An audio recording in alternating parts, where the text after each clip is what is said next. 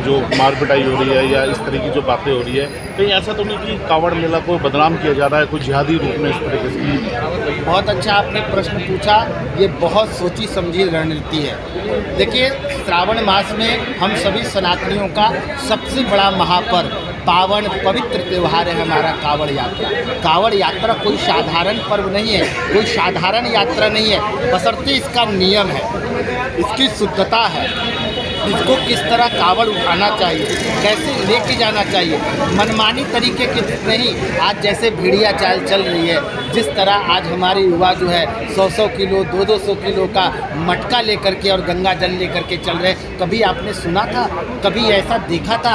अगर आप देखना है, सिर्फ हरिद्वार में ही कांवड़ यात्रा नहीं होती है, पूरे भारत में कांवड़ यात्रा होती है। आप जा कर के देखिए, बाबा बैद्यनाथ धाम में किसी कांवड़ियों के पैर में चप्पल नहीं मिलेगा, किसी कांवड़िया जो है ऐसे नीचे धरती पर अपना कांवड़ नहीं रखेगा। कांवड़ कभी वृक्ष के तने के ऊपर रखा जाता था या उसके लिए बनाया जाता था, बांस की टहनी का बनाया जाता था। लेकिन आज क्या हो रहा है, लोहे में जो है लोहे का रड बना करके और कहाँ रखते हैं, नीचे 10 कदम चले और ले जा करके धरती पर रख दिया, फिर 10 कदम चले, 4-4 लोग मिल करके उठा करके उसको लेके जाते हैं। ये क्या बन रहा है, ये क्या बना रहा है? हमारे यहाँ उसके लिए पूजा है, पद्धति है। सबसे पहले कांवड़ की यात्रा कहाँ से प्रारंभ हुई? हमारे परशुराम भगवान ने सबसे पहले कांवड़ यात्रा प्रारंभ की। यहीं पर आप जाएंगे, पूरा महादेव जहां आज जीता जागता स्वरूप है। लेकिन उसका नियम क्या था? पहले हम लोग हरिद्वार गंगा में आते थे, वहां पे ब्राह्मण पूजन कराते थे, उस गंगा का संकल्प कराते थे।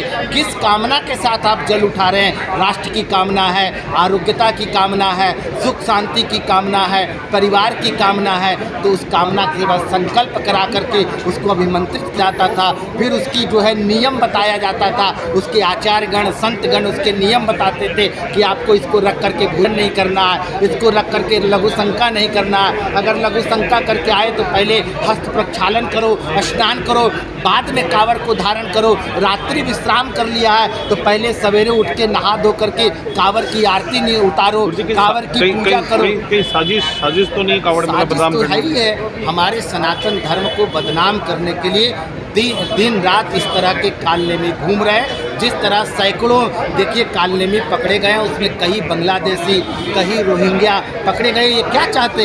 ये हिंदू धर्म को बदनाम करना चाहते, सनातन को बदनाम करना चाहते। क्योंकि सनातन की परंपरा जो है अपने आप में श्रद्धा, भक्ति, भाव और पूर्णता, वैज्ञानिक रूप परंपरा, ये नहीं मारकाट की परंपरा नहीं है, खूनों की नदियाँ बहाने वाली परंपरा नहीं है। तो इसलिए चाहते हैं कि कैसे सनातनी पूरे विश्व में इनका नाम अलौकित हो रहा है। आज देखिए कुंभ इतना बड़ा पर्व हुआ, पूरे विश्व ने जय जयकार किया। तो फिर जो है कांवड़ का कुछ ऐसे दुराचारी लोग आकर के कांवड़ को बदनाम करना चाहते हैं, लेकिन उनकी मंसूबा पूर्ण नहीं होगी। हमारे कांवड़ यात्री ही ऐसे कालनेमियों को पकड़ करके शासन प्रशासन को सौंपेंगे और कांवड़ यात्रा निर्विघ्न संपन्न होगा देवादिदेव महादेव की कृपा से। हर हर महादेव।